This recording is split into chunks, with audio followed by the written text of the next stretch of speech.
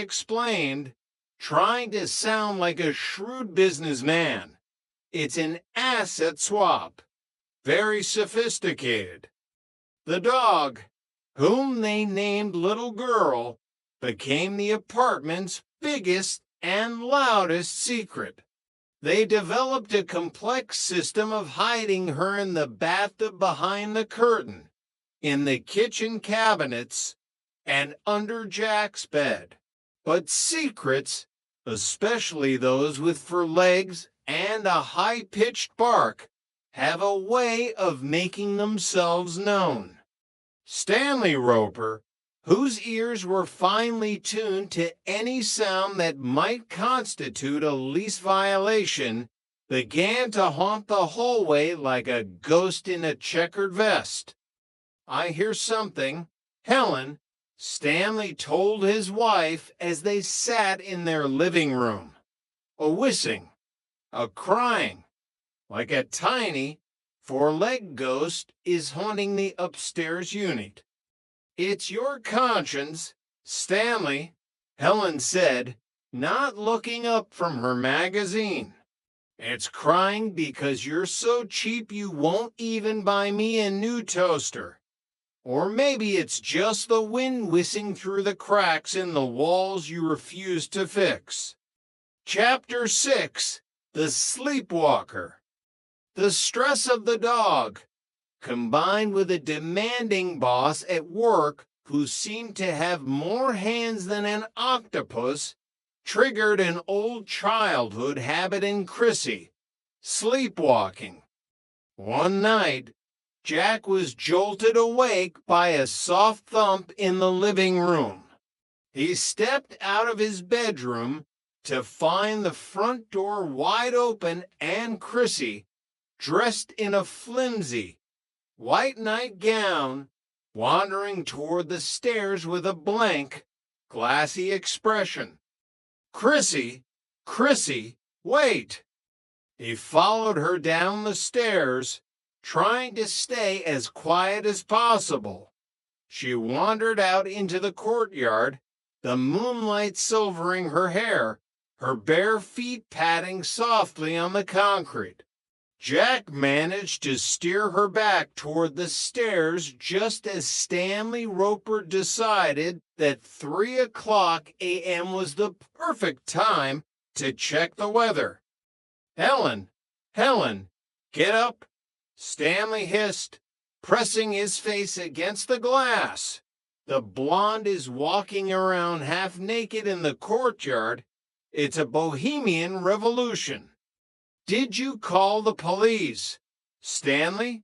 Helen asked, joining him with a yawn. "No. I'm watching to see if she needs a witness or a sweater." Jack managed to get Chrissy back into the apartment and tucked into bed without her ever waking up. But the next morning, Stanley was at their door before the coffee had even finished brewing. "You tell your roommate to get dressed before she goes for a moonlight stroll," Stanley warned, his eyes darting around the room for signs of the ghost. "This is a decent neighborhood. We have standards, mostly." But the dog was becoming an even bigger problem. Mrs. Roper came by later that afternoon to borrow a cup of milk, and the puppy chose that exact moment to start scratching frantically at the kitchen door. "What was that sound, Jack?" Helen asked, her eyes narrowing with suspicion. "That?" Jack scrambled, his mind racing. "That was the beef bourguignon. It's a very active stew. It's fermenting. The yeast is very aggressive this year." "Since when does the scratch at the door?"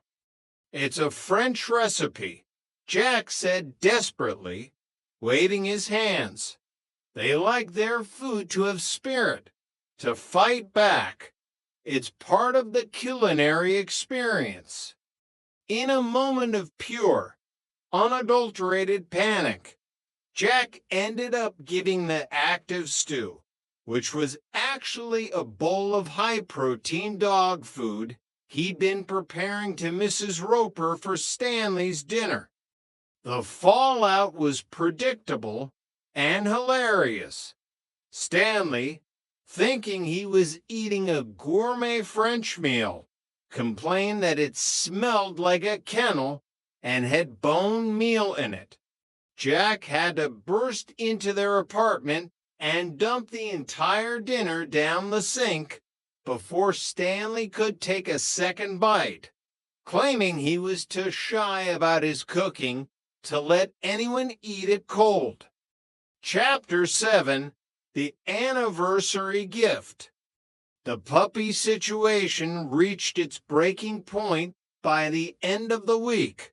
They couldn't keep her, but nobody had the heart to take her to a shelter.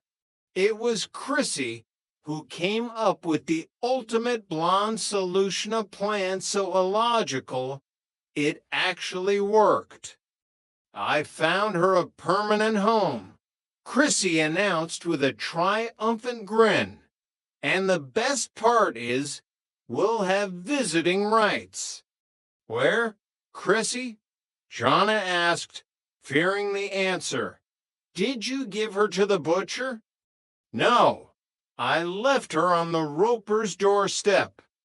Jack and Jonna stared at her in stunned silence. "You what?" "With a note," Jack asked, hoping for some shred of sanity. "No, just on top of the morning paper. Mrs. Roper loves animals. I saw her pick the dog up and call her a darling anniversary present from Stanley. She was so happy she cried." Stanley, caught in the inescapable web of Helen's joy and the fact that he had actually forgotten their anniversary, had no choice but to pretend he had bought the dog. "Happy anniversary, Stanley," Helen beamed later that day, walking past the roommates while cradling the puppy. "It's the first nice, selfless thing you've done since the day we met. Maybe there's hope for you yet." Stanley looked up at the balcony where the three roommates were watching from the shadows, a look of pure, murderous defeat on his face. He had been outplayed, outmaneuvered, and outlucked by a girl who thought tax was something you did to a carpet. Chapter 8: The Hero of the Pub. Life returned to its usual simmer until the night at the Regal Beagle. It started as a way to celebrate their survival and avoid the heavy redecorating project Jonna was forcing upon them. "I'm the man of the house," Jack declared, leaning back in the booth and sipping a beer.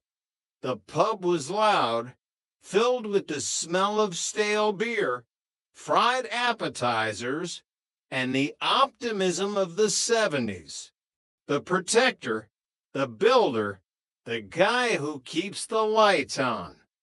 "You're the guy who hit his thumb with the hammer this morning and cried for 10 minutes, Jonna reminded him, not looking up from her drink. The bravado was cut short when a man who looked like he had been constructed out of old engine parts and anger approached their table. He was huge, his biceps the size of Jack's torso, and he had an attitude that suggested he ate protectors for a light snack. "Buy you a drink, blonde," the giant said, looming over Chrissy. His shadow swallowed the entire table. "No thanks," Chrissy said, shrinking back into the vinyl seat. Jack felt the eyes of his roommates on him. This was the moment. The man moment. He looked at the giant's fist, which was roughly the size of